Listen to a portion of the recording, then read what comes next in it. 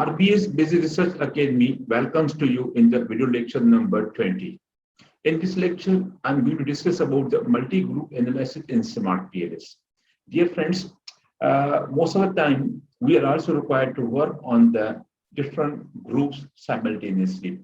For example, sometimes we are working on in the international market, for example, we are working in more than the one country. We have to collect the data from the different countries, like the Pakistan, India, China, Bangladesh. These are some countries from where we have to collect the data. So we are required to analyze all these groups individually. So that is called the multi-group analysis. After some time, we have collected data, and now we want to analyze the data on the basis of the gender. Separately for the male and separately for the female. If this is the case with you, then this video can help you multi-group analysis in Smart PLS. Further, I also want to inform this is a completely theoretical video. And video lecture number 21, that is completely a practical video. Whatever the tools which we have discussed and which we have understood in the lecture number 20, all these tools have been practically done into the lecture number 21. Dear friends, my name is Dr. Rainbak Sumbro and I'm from Shahabadi University, Pakistan. So before starting, I would like to inform you that I've also earned a course certificate from the PLS Academy, where I've completed these 9 modules. Okay. Now, in my practical video 2021, I have discussed this model over there. Whatever the practically tools I applied, this is the model over there. So I want to introduce this model with you guys. In this model, there are the 4 latent variables are there: quality, satisfaction, loyalty, and behavior intention. And then A, B, C, D, like the different letters you are watching it, all these are the paths. For example, I want to check the quality, impact of the quality and satisfaction in the path A. I want to check the impact of the loyalty and behavioral intention in the path B. In such a way, different paths are available. So this model I have analyzed in the practical part of this in the video lecture number 21. So, okay, before going ahead, I would like to discuss about heterogeneity, because it's very important to consider heterogeneity. So what is heterogeneity? It's means the quality or state of being diverse. How you are diverse from from another group. How your group, how you yourself is different from the others based on the characteristics of the content. Okay, now for example, we sometimes work on we collect the data with the help of the questionnaire. So in the questionnaire, different constructs are there. So how, in what manner one construct is different from the other construct, that is also one example of the heterogeneity. And then if you do not consider it, or if you fail to consider heterogeneity, then it is going to be a big threat for the validity of your Smart PLS results, and ultimately it will create an incorrect conclusion. So that's why heterogeneity is very important to consider, especially when you are going to work on the multi-group analysis. And then there are the 2 types of the heterogeneity. One is the observed, and another is the unobserved heterogeneity. What is observed? Observed heterogeneity, like the term itself, which we can observe, which we can see sometimes.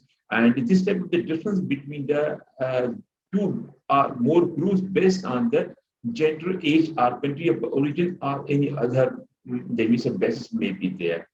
Okay, and then researchers can use these observable characteristics.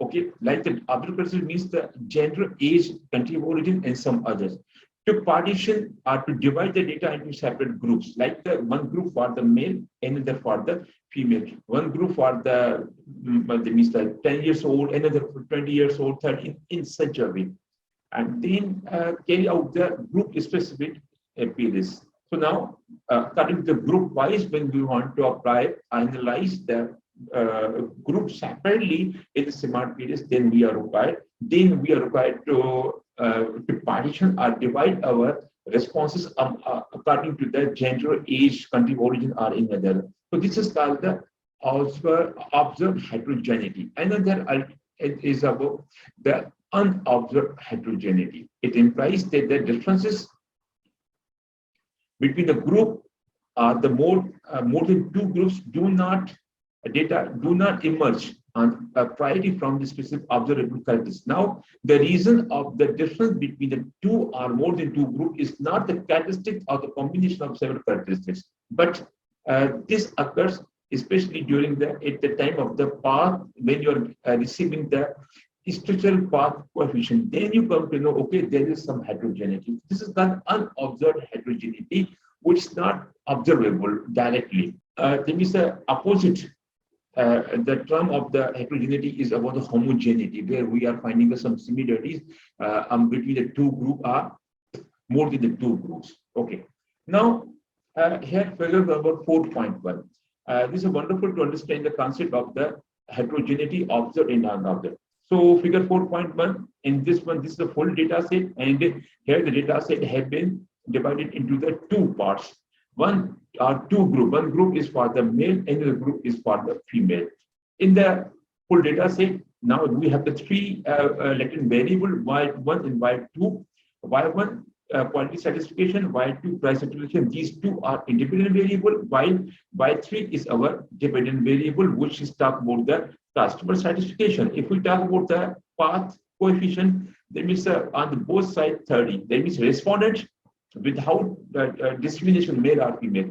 Respondent, they have given the impact of the quality on their satisfaction 30% and the price 30. That means both are same results. So at most there is no any heterogeneity.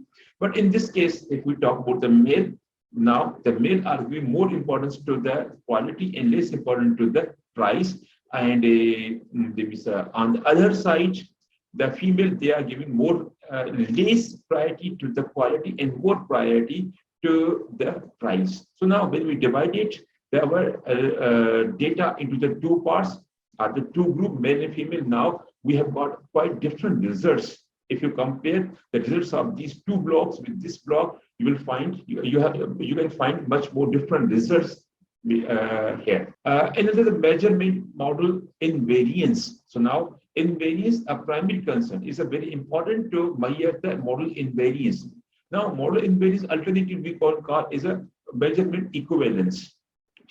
Okay, so that's very important. And then by establishing the measurement invariance, if you are going to establish the measurement invariance, researchers can be confident that the group differences in the model do not result from the distinct content or meaning of latent variable. Okay, so now if you are establishing measurement invariance or the measurement equivalence, that means the differences, whatever these differences are there, at least these are not from the distinctive content. There any difference between the content in your, for example, we are collecting the data with the help of the questionnaire. So now the different questionnaires have been distributed in the different locations. At least this is not the problem.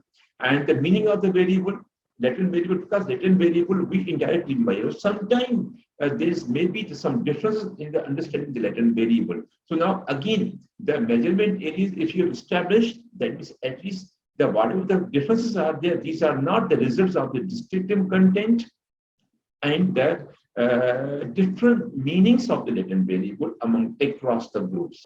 Various variations in the structural relationship between the latent variable could stem from the different meanings of the group attributes. Now, why there are some variances are there? The reasons are there, the respondent's attribute. Second attribute, what are these?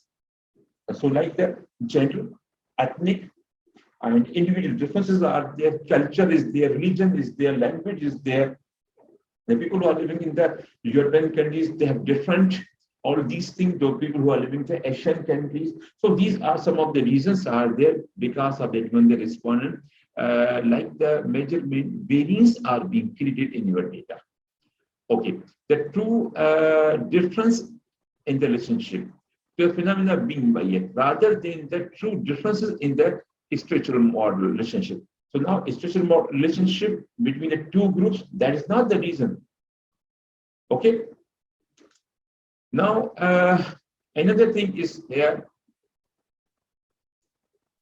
Halt describe that the failure to establish equivalence, if you are unable to establish equivalence, Now it is the potential source of the measurement error. Okay, now what is a measurement error? The discrepancies are differences between the what you want to measure and what is being measured. So now there may be the difference between the what you want to measure and what is being measured. This is called the measurement error. So if you fail to establish the equivalence, then the measurement error may become a potential source. That means if you fail to establish the equivalence, that probably it is a potential source of the measurement error in your measurement. That's why it's important to consider it.